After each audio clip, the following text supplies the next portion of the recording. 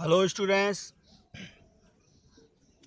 इसके पहले के वीडियो में आप लोगों ने सेल क्या है इसके बारे में पढ़ लिया। ईएमएफ क्या है पढ़ा, टर्मिनल पोटेंशियल डिफरेंस क्या है पढ़ा। आज पहली टॉपिक जो पढ़ने जा रहे हैं, रिलेशन बिटवीन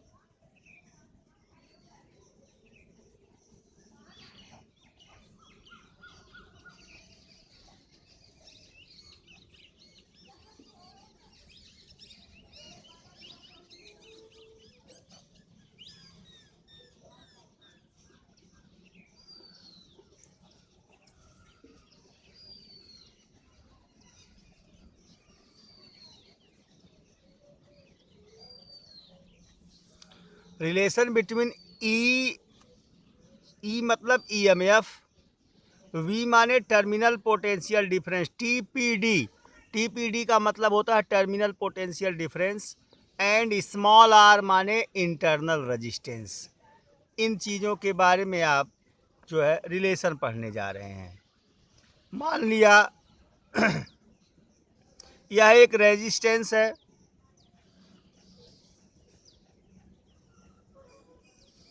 आर। हमने इसे किसी सेल से जोड़ दिया,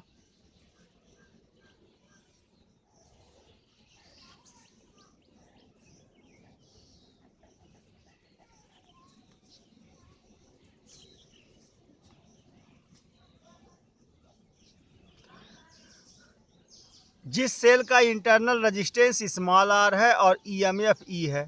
ये आपका सेल है, एक ऐसा सेल जिसका ईएमएफ ई है और इंटरनल रेजिस्टेंस आर है।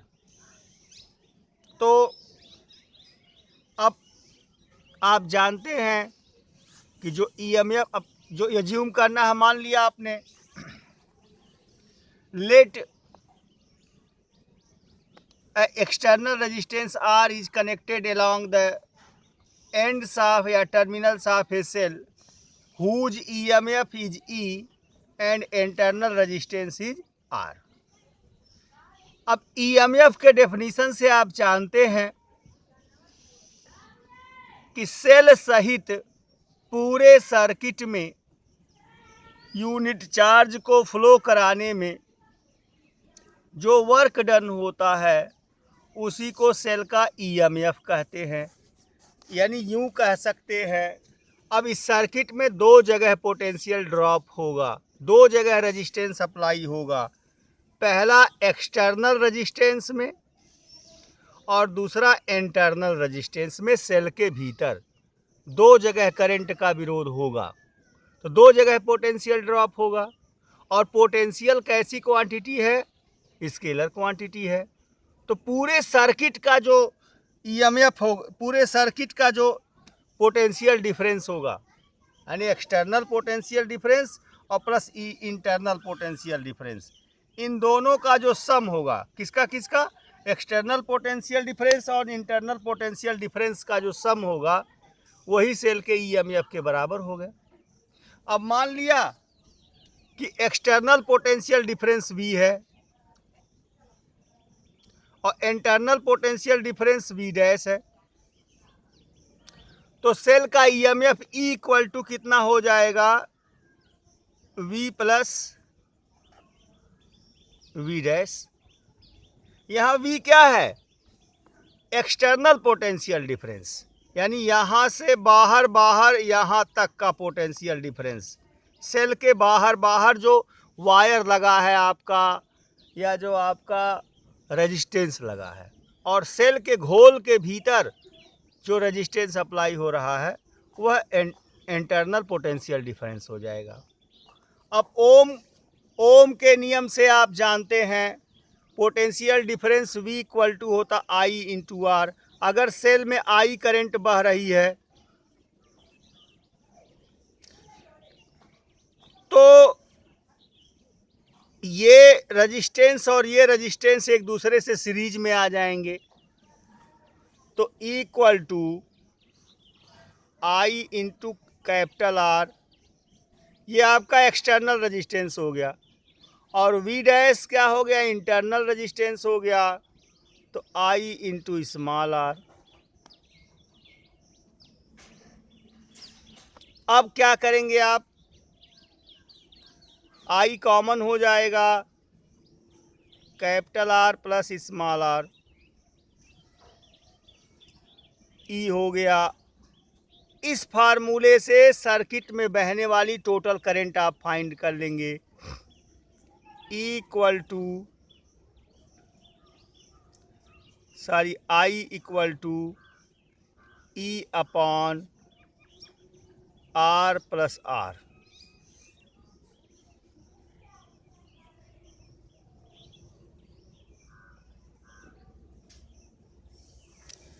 दूसरा, अगर आपको टर्मिनल पोटेंशियल डिफरेंस निकालना होगा V का मान, तो इसी फार्मूले से आप फाइंड आउट कर लेंगे, V equal to E minus V dash. V dash का मान कितना है, I into small R, V equal to E minus I R. इस फार्मूले के सहायता से आप सेल का टर्मिनल पोटेंशियल डिफरेंस फाइंड कर लेंगे। अगर आपको स्मॉल आर का मान निकालना है तब कैसे निकालेंगे, इक्वल टू, यहाँ इस फार्मूले को ध्यान दें, इस फार्मूले को, इसकी सहायता से V इक्वल टू होता है आई इंटू आर।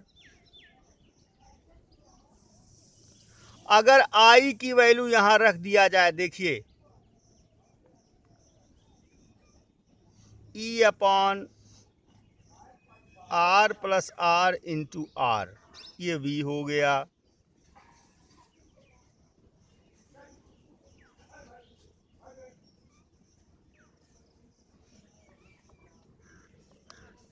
और ये पहली बात। दूसरी बात, स्मॉल आर की वैल्यू होती है ई माइनस वी अपॉन आई। इस इक्वेशन से देखिए, आई आर को इधर बुला लीजिए, वी को इधर, ई माइनस वी अपॉन आई होता है। अब इन इक्वेशंस में जो ऊपर वाला इक्वेशन है, इसके जगह पे हम वैल्यू को पुट करेंगे तो स्मॉल आर की वैल्यू आ जाएगी E minus V upon V into capital R. इस तरह से ये जो फार्मूले लिखे गए हैं वो एक इसी फार्मूले को एक्सप्लेन कर दिया गया है, अलग अलग टर्म में एक्सप्लेन कर दिया गया है। बस मेन फार्मूला यही है। अगर ये आपको याद है तो बाकी फार्मूले आप निकाल सकते हैं। यूज होने वाले फार्मूलों में ये फार्मूला और ये फार्मूला बहुत यूज होता है। सर्किट का टोटल रेजिस्टेंस, सर्किट में बहने वाली टोटल करंट और potential difference, terminal potential difference TPD निकालने के लिए यूज होता है। अब अगर सेल के साथ दो या दो से अधिक रजिस्टर्स जुड़े हैं बच्चों, सीरीज में जुड़े हैं, पैरेलल जुड़े हैं, तो सबसे पहले नेट एक्सटर्नल पोटेंशियल निकाल लेना। अगर वो सीरीज में जुड़े हैं तो उन्हें सीरीज के फार्मूले से, और अगर पैरेलल जुड़े हैं तो पैरेलल के फार्मूले से। उसके बाद टोटल करंट का फार्मूला आई का लगा के E upon capital R plus small R. Capital R क्या है, एक्सटर्नल रेजिस्टेंस है, स्मॉल आर क्या है, इंटरनल रेजिस्टेंस है। Clear students? Okay. Combination of cells, next topic जो हम लोग अब चर्चा करेंगे, कॉम्बिनेशन ऑफ सेल्स।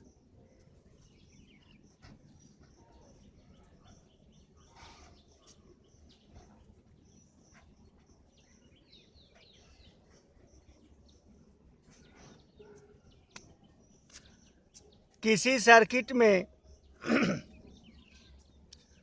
करंट की वैल्यू को वेरी कराने के लिए,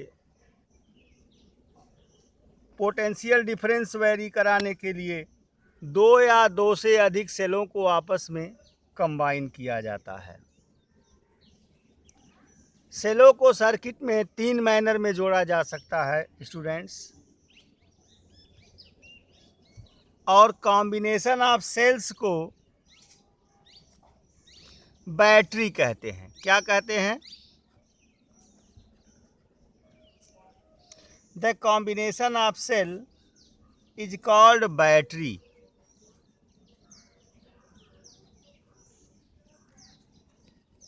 सेलों के कॉम्बिनेशन को बैटरी कहते हैं।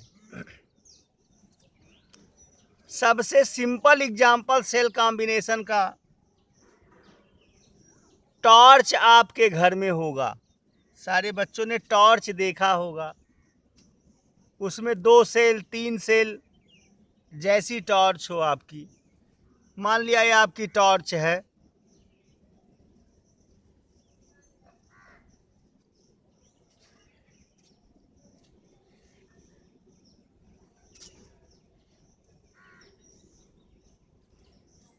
इस प्रकार से आपकी टॉर्च होती है। आप लोगों ने यहाँ बल्ब लगा रहता है एक,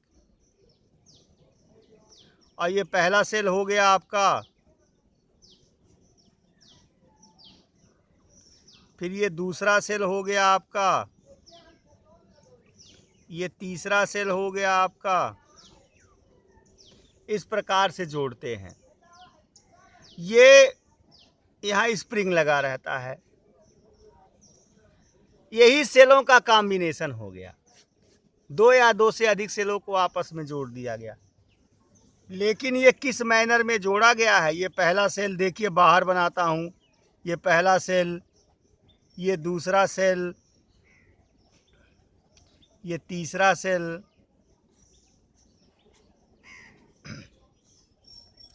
ये प्लस है, ये माइनस, यानी पहले के प्लस से दूसरे का माइनस।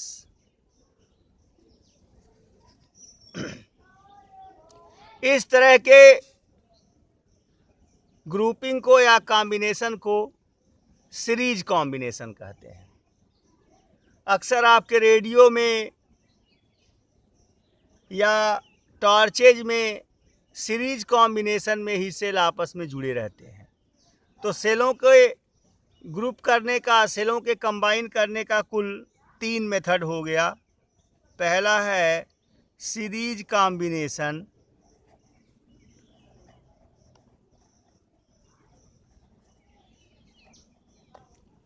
दूसरा है पैरेलल,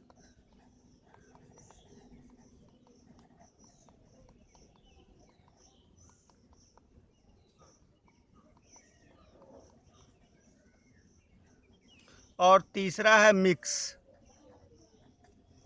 सेलों की जो ग्रुपिंग है वो 3 प्रकार से की जा सकती है: सीरीज ग्रुपिंग, पैरेलल ग्रुपिंग और मिक्स ग्रुपिंग। अब सबसे पहले हम सीरीज ग्रुपिंग पर बात करेंगे। अगर दो या और कॉम्बिनेशन ऑफ सेल्स को क्या कहते हैं? बैटरी कहते हैं। अब जो है हम सीरीज ग्रुपिंग की बात करेंगे। अगर 2-3 सेल ले लीजिए, ये पहला सेल है,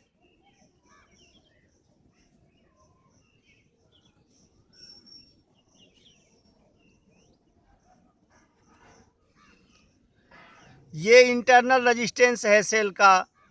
मान लिया इसका EMF E1 है, इंटरनल रेजिस्टेंस R1। इसे A और B पॉइंट के बीच में है ये।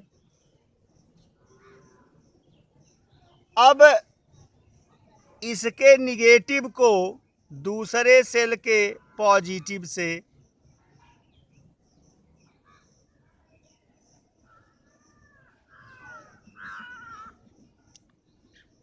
ये दूसरा सेल है जिसका EMF E2 है और इंटरनल रेजिस्टेंस R2 है। इस तरह से सी पॉइंट यहाँ आ गया। अब तीसरा सेल, अब इसके निगेटिव को अगले के पॉजिटिव से,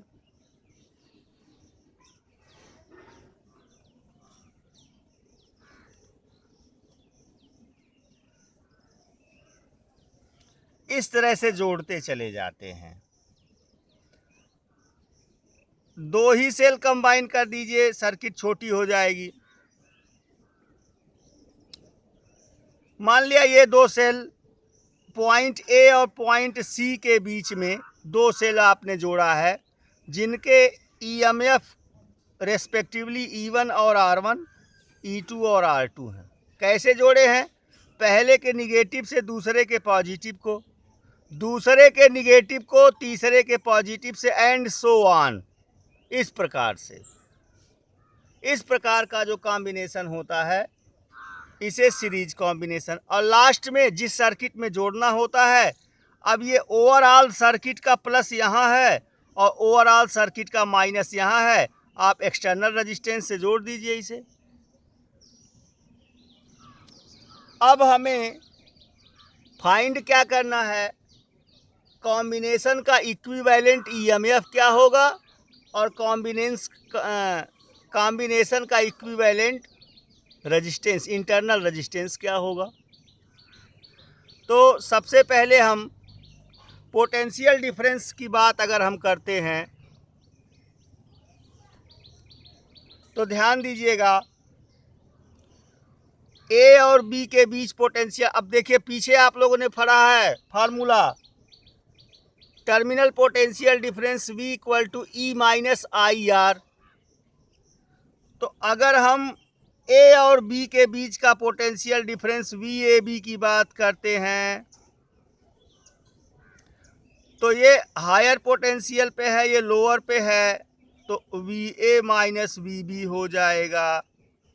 और इसकी वैल्यू, ये पोटेंशियल डिफरेंस है, टर्मिनल पोटेंशियल डिफरेंस, इस पॉइंट का पोटेंशियल और इस पॉइंट का, ए पॉइंट का पोटेंशियल VA और बी पॉइंट का पोटेंशियल VB होगा, और दोनों को घटा देंगे तो पोटेंशियल डिफरेंस VAB निकल जाएगा।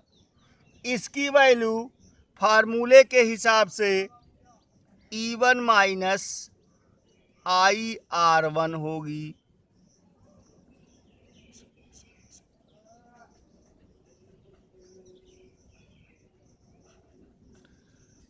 जहां E1 इसका EMF है और R1 इंटरनल रेजिस्टेंस है। अगर सेल में कौन सी करंट, कितनी करंट फ्लो कर रही है? I करंट फ्लो कर रही है, तो इस कॉम्बिनेशन में अगर I करंट फ्लो कर रही है तब ऐसे B और C के बीच का VBC equal to VB minus VC, और यह हो जाएगा E2 माइनस IR2। पीछे फार्मूला आपने पढ़ा, V equal to E minus IR। अब A और C के बीच का पोटेंशियल डिफरेंस कितना हो जाएगा? तो इसके बीच का पोटेंशियल डिफरेंस AB के बीच का और प्लस इसके बीच का, तो VAC equal to, in bracket, यह VA minus VB plus VB minus VC। इसकी वैल्यू क्या है बच्चों? E1 माइनस IR1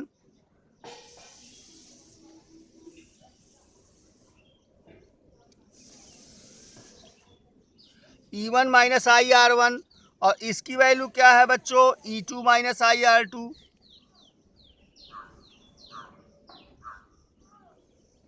E1 और E2 को एक दूसरे के साथ ले लेंगे,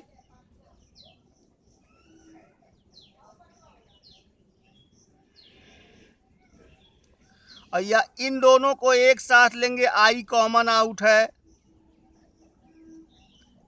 ये स्मॉल r है बच्चों, स्मॉल r1। ऐसे इस तरह से अगर n सेल आपस में जुड़े हों जिनके EMF E1 E2 E3 dot dot dot EN और internal resistance R1 R2 R3 dot dot dot RN हो, तो इनका इक्विवेलेंट ईएमएफ इक्विवेलेंट